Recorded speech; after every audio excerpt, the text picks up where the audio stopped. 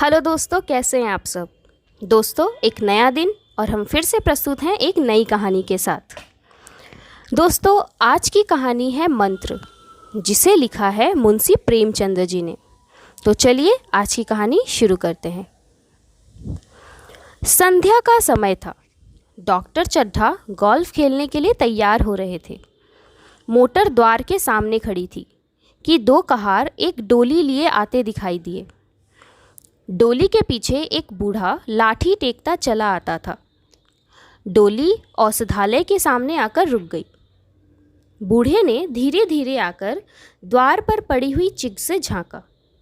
ऐसी साफ सुथरी जमीन पर पैर रखते हुए भय हो रहा था कि कोई घुड़क ना बैठे। डॉक्टर साहब को खड़े देखकर भी उसे कुछ कहने का साहस ना हुआ।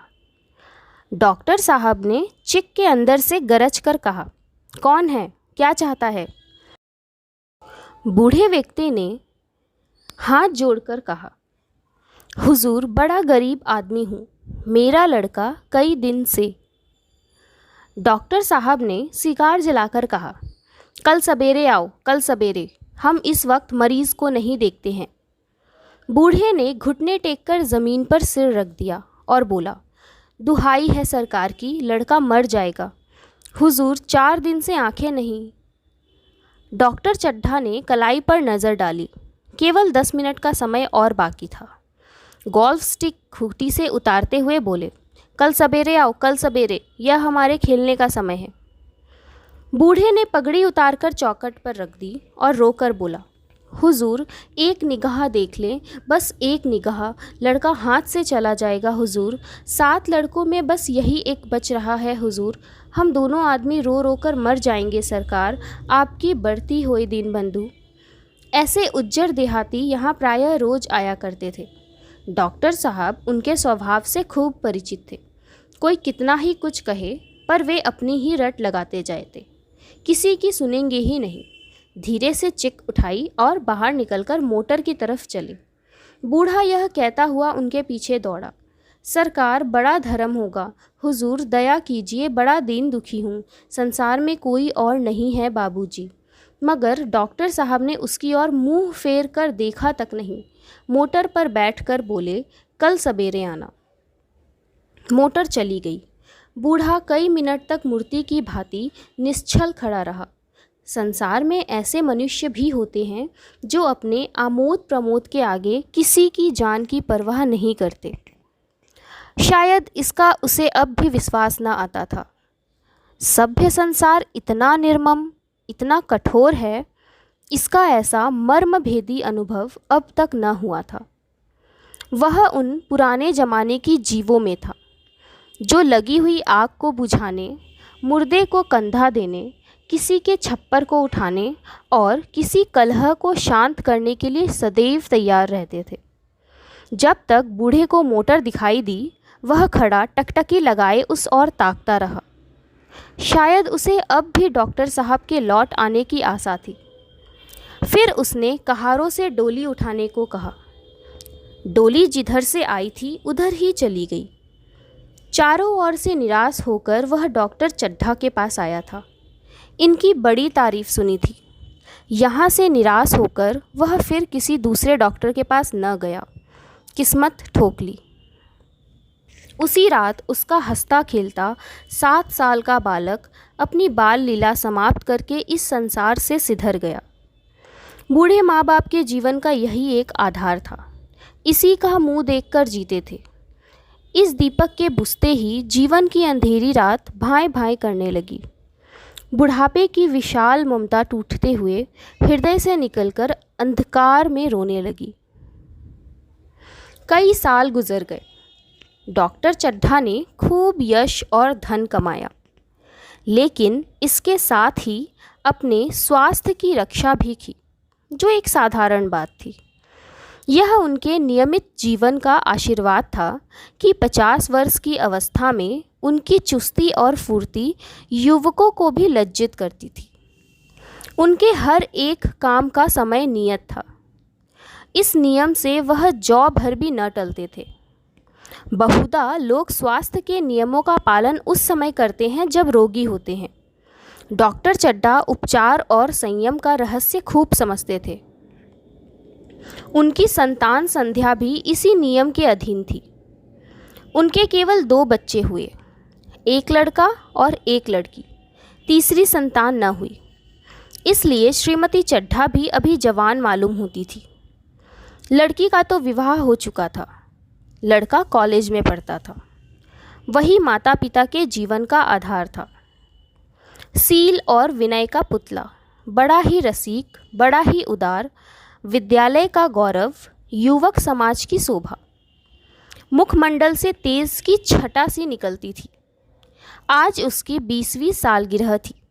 संध्या का समय था। हरी हरी घास कुर्सियों पर बिछी हुई थी। शहर के रईस और हुक्काम एक तरफ, कॉलेज के छात्र दूसरी तरफ बैठकर भोजन कर रहे थे।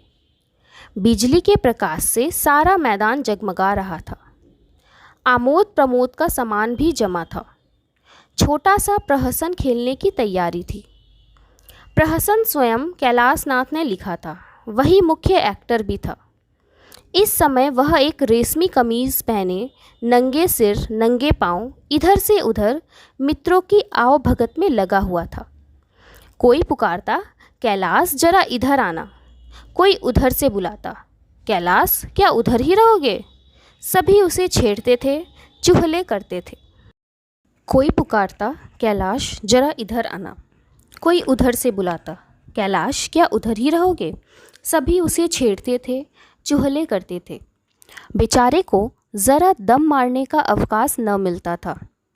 सहसा एक रमणी ने उसके पास आकर पूछा, क्यों कैलाश, तुम्हारे सांप कहाँ हैं, ज़रा मुझे दिखा दो। कैलाश ने उससे हाथ मिलाकर कहा, मृणालिनी, इस वक्त क्षमा करो, कल दिखा दूंगा। मृणालिनी ने आग्रह किया, जी नहीं, तुम्हें दिखाना पड़ेगा। मैं आज नहीं मानने वाली। तुम रोज़ कल कल करते हो।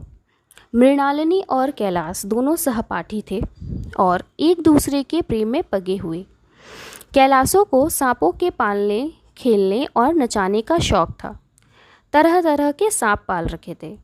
उनके स्वभाव और चरित्र की परीक्षा करता रहता था।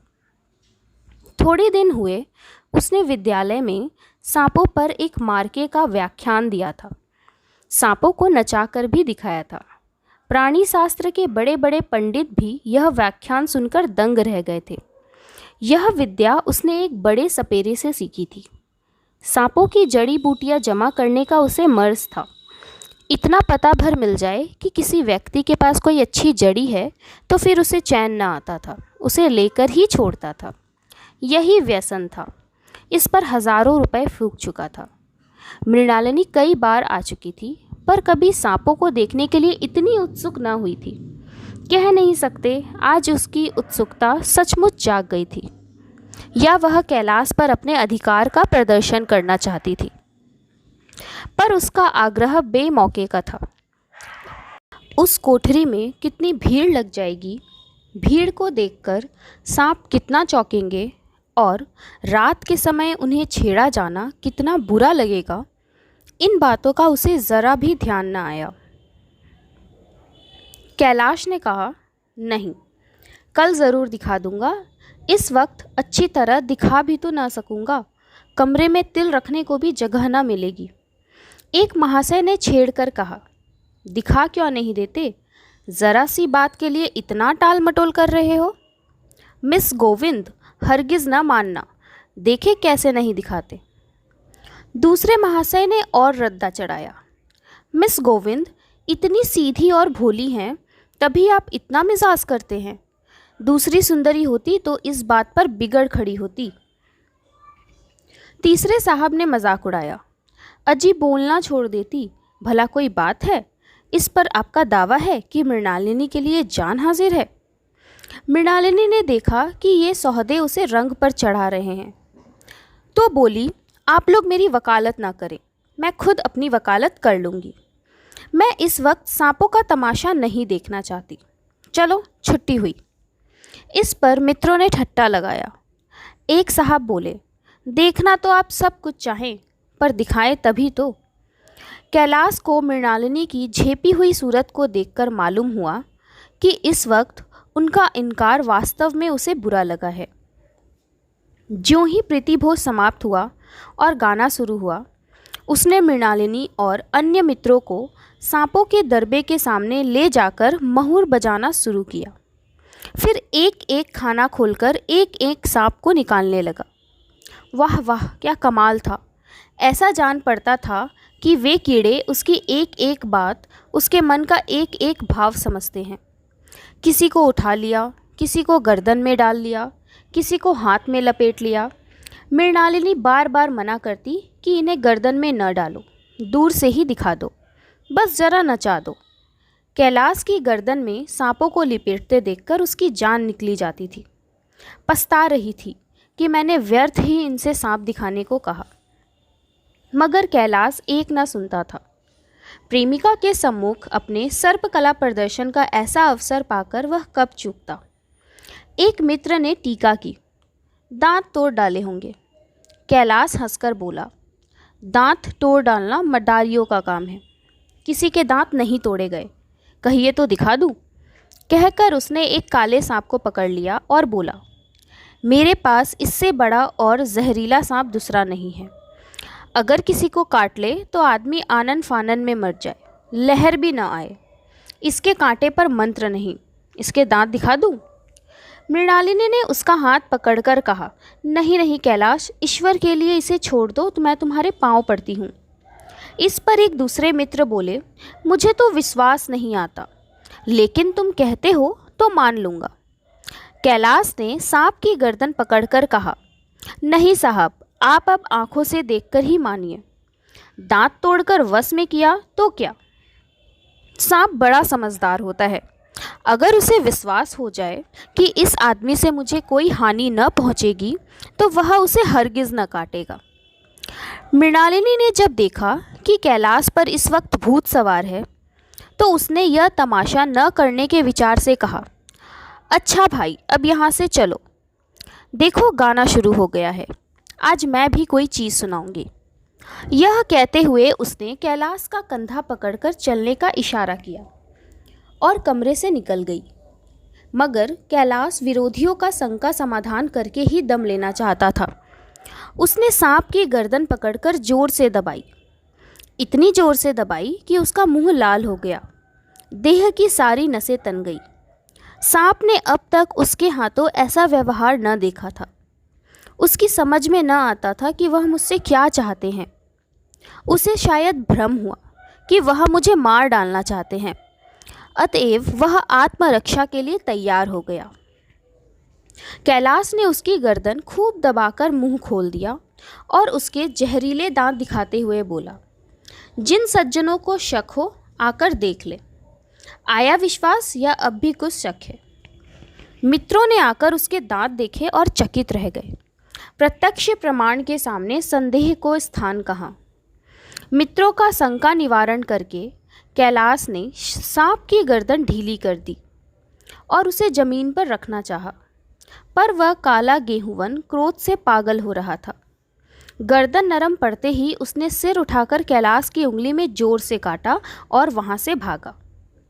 कैलाश की उंगली से टप टप खून टपकने लगा। उसने जोर से उंगली दबा ली और अपने कमरे की तरफ दौड़ा। वहां मेज के दराज में एक जड़ी रखी हुई थी, जिसे पीसकर लगा लेने से घातक विष भी रफू हो जाता। मित्रों में हलचल पड़ गई। बाहर महफिल में भी खबर हुई। डॉक्टर साहब घबराकर दौड़े। फौरन उंगली की जड़ कसकर बांधी गई और जड़ी पीसने के लिए दी गई। डॉक्टर साहब जड़ी के कायल न थे। वह उंगली का डसा भाग नस्तर से काट देना चाहते थे, मगर कैलाश को जड़ी पर पूर्ण विश्वास था। मृणालिनी पियानो पर बैठी हुई थी। यह खबर सुनते ही दौड़ी और कैलाश की उंगली से टपकते हुए खून को रुमाल से पोंछने लगी। जड़ी पीसी जाने लगी, पर उसी 1 मिनट में कैलाश की आंखें झपकने लगी। ओठों पर पीलापन दौड़ने लगा, यहाँ तक कि वह खड़ा न रह सका। फर्श पर बैठ गया। सारे मेहमान कमरे में जमा हो गए। कोई कुछ कहता था, कोई कुछ। इतने में जड़ी पीसकर आ गई। मृणालिनी ने उंगली पर लेप किया।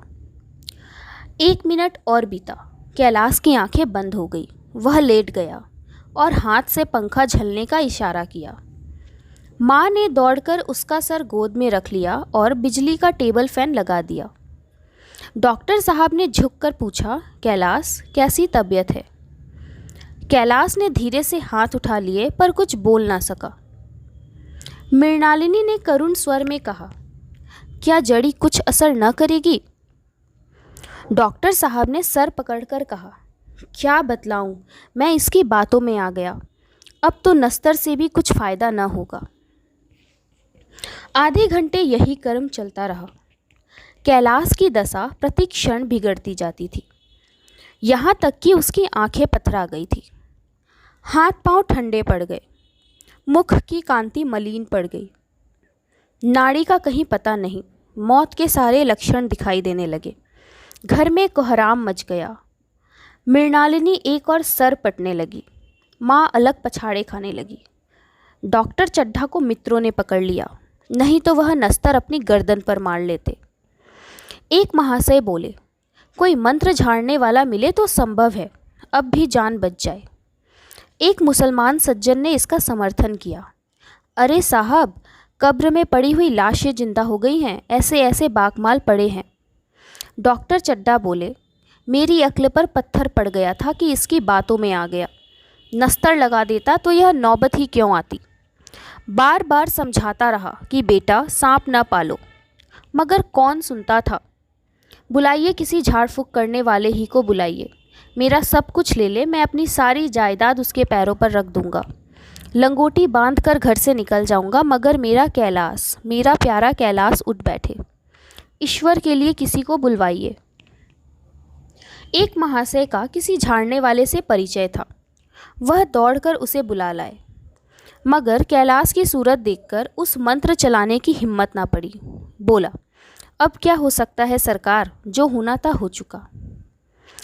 अरे मूर्ख, यह क्यों नहीं कहता कि जो कुछ न होना था वह हुआ।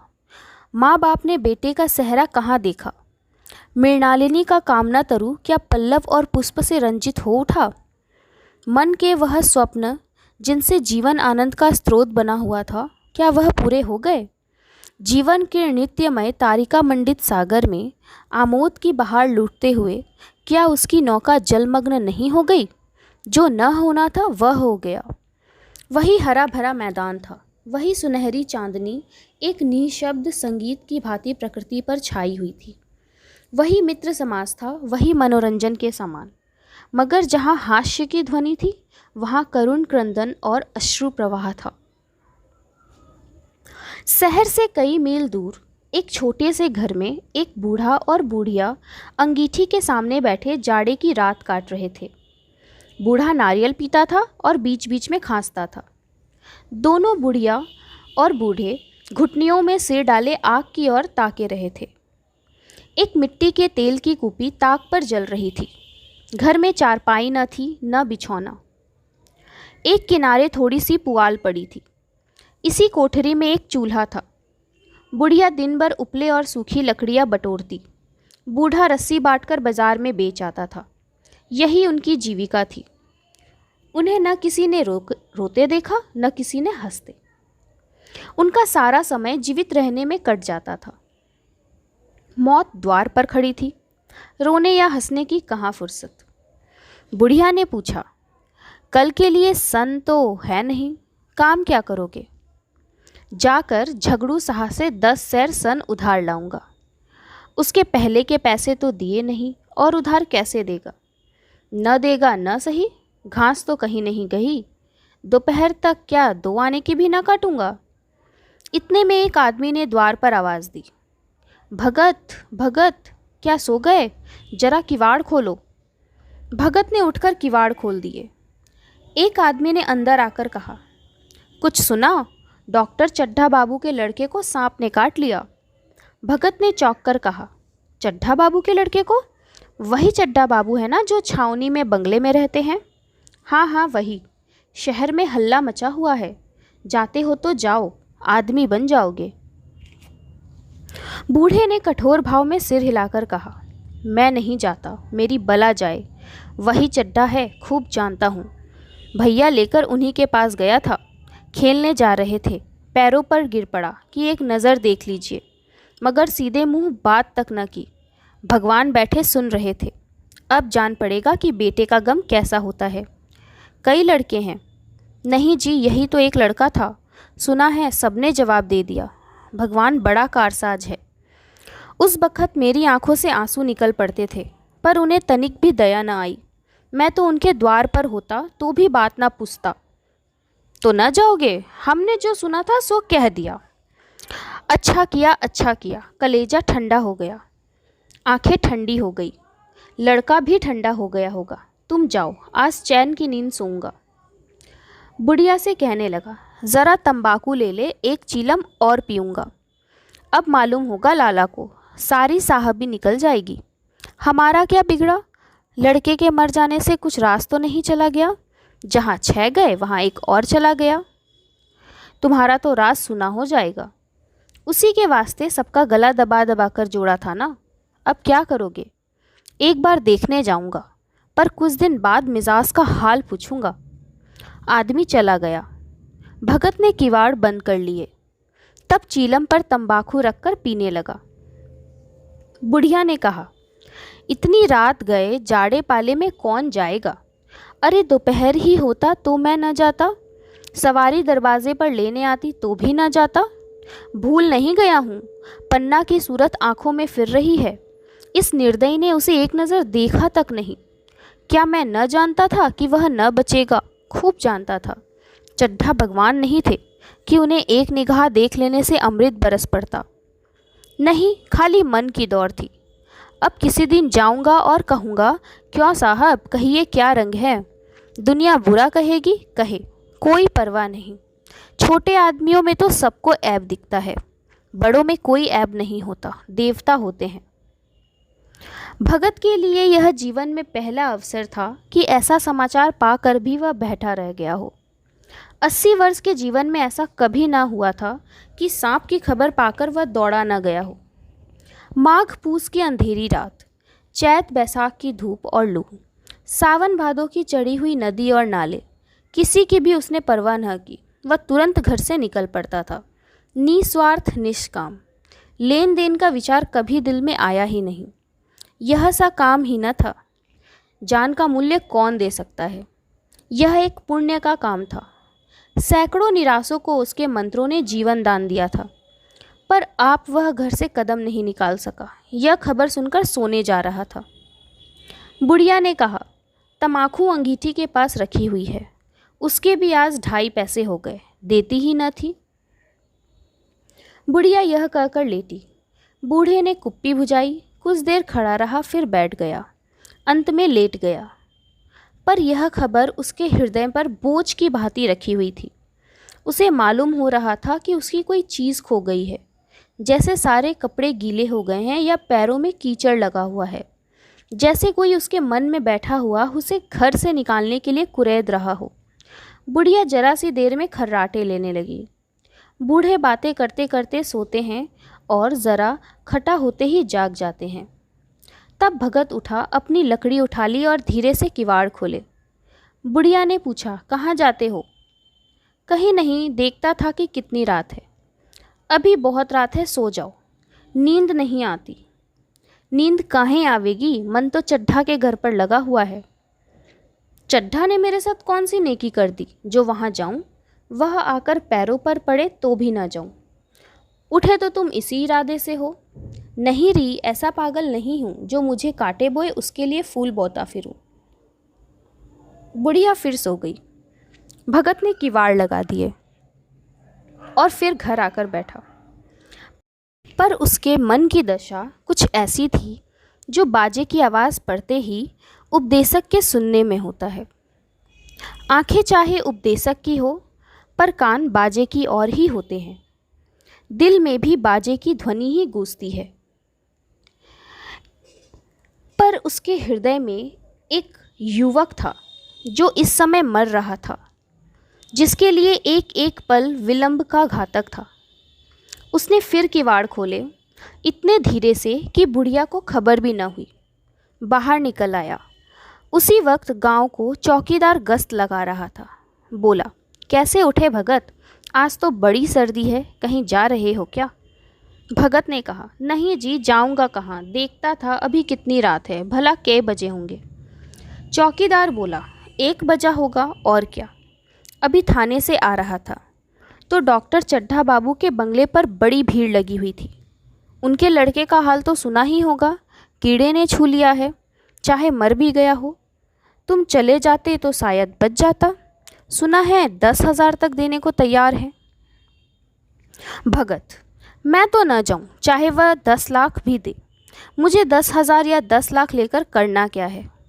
कल मर जाऊंगा, फिर कौन भोगने वाला बैठा है। चौकीदार चला गया। भगत ने आगे पैर बढ़ाया। जैसे नशे में आदमी की देह अपने काबू में नहीं रहती, पैर कहीं रखता है, पड़ता कहीं है, कहता कुछ है, जबान से निकलता कुछ है। वही हाल इस समय भगत का था। मन में प्रतिकार था, पर कर्म मन के अधीन न था। जिसने कभी तलवार न चलाई, वह इरादा करने पर भी तलवार न चला सकता। उसके हाथ कांपते हैं, उठते ही नहीं। भगत लाठी खट खट करता लपका चला जाता था। चेतना रोकती थी। हिंसा ने क्रिया पर विजय पाई। मैं यों ही इतनी दूर चला आया। इस जाड़े पाले में मरने की मुझे क्या पड़ी थी? आराम से सोया क्यों नहीं? नींद न आती न सही, 2-4 भजन ही गाता। व्यर्थ इतनी दूर दौड़ा आया। चड्ढा का लड़का रहे या मरे, मेरी बला से।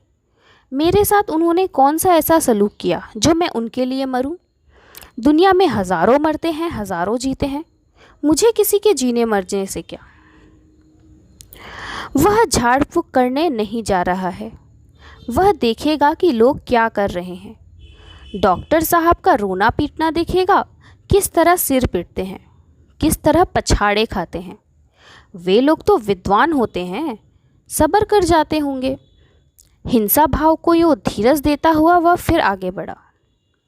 इतने में 2 आदमी दिखाई दिए आते हुए। दोनों बातें करते चले आ रहे थे। चड्ढा बाबू का घर उजड़ गया, यही तो एक लड़का था। भगत के कानों में आवाज़ पड़ी। उसकी चाल और तेज़ हो गई। थकान के मारे पाँव न उठते थे। थकान इतनी थी कि मानो अब मुंह के बल गिर पड़ेगा। इस तरह वह कोई 10 मिनट चला कि डॉक्टर साहब का बंगला नजर आया। बिजली की बत्तियां जल रही थी, मगर सन्नाटा छाया हुआ था। रोने पीटने की आवाज़ भी न आती थी। भगत का कलेजा धक धक करने लगा। कहीं मुझे बहुत देर तो नहीं हो गई? वह दौड़ने लगा। अपनी उम्र में वह इतना तेज कभी न दौड़ा था। बस यही मालूम होता था मानो उसके पीछे मौत दौड़ी आ रही हो। 2 बज गए। मेहमान विदा हो गए। रोने वालों में केवल आकाश के तारे रह गए थे और सभी रो रो कर थक गए थे। बड़ी उत्सुकता के साथ लोग रह रह कर आकाश की ओर देखते कि किसी तरह सूही हो और लाश गंगा की गोद में जाए। सहसा भगत ने द्वार पर पहुंचकर आवाज़ दी। डॉक्टर साहब समझे कोई मरीज आया होगा। किसी और दिन उन्होंने उस आदमी को दुत्कार दिया होता, मगर आज बाहर निकल आए। देखा एक बूढ़ा आदमी खड़ा है, कमर झुकी हुई, पोपला मुंह, भुएं तक सफ़ेद हो गई थी, लकड़ी के सहारे कांप रहा था। बड़ी नम्रता से बोले, क्या है भाई, आज तो हमारे ऊपर ऐसी मुसीबत पड़ गई है कि कुछ कहते नहीं बनता। फिर कभी आना। इधर 1 महीना तक तो शायद मैं किसी मरीज़ को न देख सकूँगा। भगत ने कहा, सुन चुका हूँ बाबूजी, इसलिए आया हूँ। भैया कहाँ हैं, ज़रा मुझे दिखा दीजिए। भगवान बड़ा कारसाज है, मुर्दे को भी जिला सकता है। कौन जाने अब भी उसे दया आ जाए। चड्ढा ने व्यथित स्वर से कहा, चलो देख लो, मगर 3-4 घंटे हो गए, जो होना था हो चुका। बहुत झाड़ फूक करने वाले देख देख कर चले गए। डॉक्टर साहब को आशा तो क्या होती, हाँ बूढ़े पर दया आ गई। अंदर ले गए। भगत ने लाश को 1 मिनट तक देखा और मुस्कुराकर बोला, अभी कुछ नहीं बिगड़ा है बाबूजी। नारायण चाहेंगे तो आधे घंटे में भैया उठ बैठेंगे। आप नाहक दिल छोटा कर रहे हैं। ज़रा कहारों से कहिए पानी तो भरे। कहारों ने पानी भर भर कर कैलाश को नहलाना शुरू किया। पाइप बंद हो गया था। कहारों की संख्या अधिक न थी, इसलिए मेहमानों ने अहाते के बाहर कुएं से पानी भर भर कर कहारों को दिया। मृणालिनी कलसा लिए पानी ला रही थी। बूढ़ा भगत खड़ा मुस्कुरा मुस्कुरा कर मंत्र पढ़ रहा था, मानो विजय उसके सामने खड़ी है। जब एक बार मंत्र समाप्त हो जाता तब वह एक जड़ी कैलाश के सिर पर डाले गए और न जाने कितनी बार भगत ने मंत्र फूका। आखिर जब उषा ने अपनी लाल लाल आंखें खोली तो कैलाश की भी लाल लाल आंखें खुल गई। एक क्षण में उसने अंगड़ाई ली और पानी पीने को मांगा। डॉक्टर चड्ढा ने दौड़कर नारायणी को गले लगा लिया। नारायणी दौड़कर भगत के पैरों पर गिर पड़ी और मृणालिनी कैलाश के सामने आंखों में आंसू भरे पूछने लगी, अब कैसी तबीयत है। एक क्षण में चारों तरफ खबर फैल गई। मित्रगण मुबारकबाद देने आने लगे। डॉक्टर साहब ने बड़े श्रद्धा भाव से हर एक के सामने भगत का यश गाते फिरते थे। सभी लोग भगत के दर्शन के लिए उत्सुक हो उठे, मगर अंदर जाकर देखा तो भगत का कहीं पता न था। नौकरों ने कहा, अभी तो यहीं बैठे चीलम पी रहे थे, हम लोग तमाकू देने लगे तो ली नहीं, अपने पास से तमाकू निकाल कर भरी। यहाँ तो भगत की चारों ओर तलाश होने लगी और भगत लपका हुआ घर चला जा रहा था कि बुढ़िया के उठने से पहले पहुँच जाऊँ। जब मेहमान लोग चले गए तो डॉक्टर साहब ने नारायणी से कहा, बूढ़ा न जाने कहाँ चला गया, एक चिलम तमाकू का भी रवादार ना हुआ। नारायणी, मैंने तो सोचा था इसे कोई बड़ी रकम दूंगी। चड्ढा, रात को तो मैंने नहीं पहचाना, पर ज़रा साफ हो जाने पर पहचान गया। एक बार यह एक मरीज़ को लेकर आया था। मुझे याद आता है, मैं खेलने जा रहा था और मरीज़ को देखने से इनकार कर दिया। आज उस दिन की बात याद करके मुझे इतनी गलानी हो रही है कि मैं उसे प्रकट नहीं कर सकता। मैं अब उसे खोज निकालूंगा और उसके पैरों में गिरकर अपना अपराध क्षमा कराऊंगा। वह कुछ लेगा नहीं, यह जानता हूँ। उसका जन्म यश की वर्षा करने के लिए ही हुआ है। उसकी सज्जनता ने मुझे ऐसा आदर्श दिखा दिया है जो अब से जीवन पर्यंत मेरे सामने रहेगा। तो दोस्तों, यह थी आज की कहानी मंत्र। मंत्र एक काफ़ी मर्मस्पर्शी कहानी है। आपको यह कहानी कैसी लगी हमें कमेंट में ज़रूर बताएं, और कहानी अच्छी लगी तो एक लाइक ज़रूर करें। Thank you friends.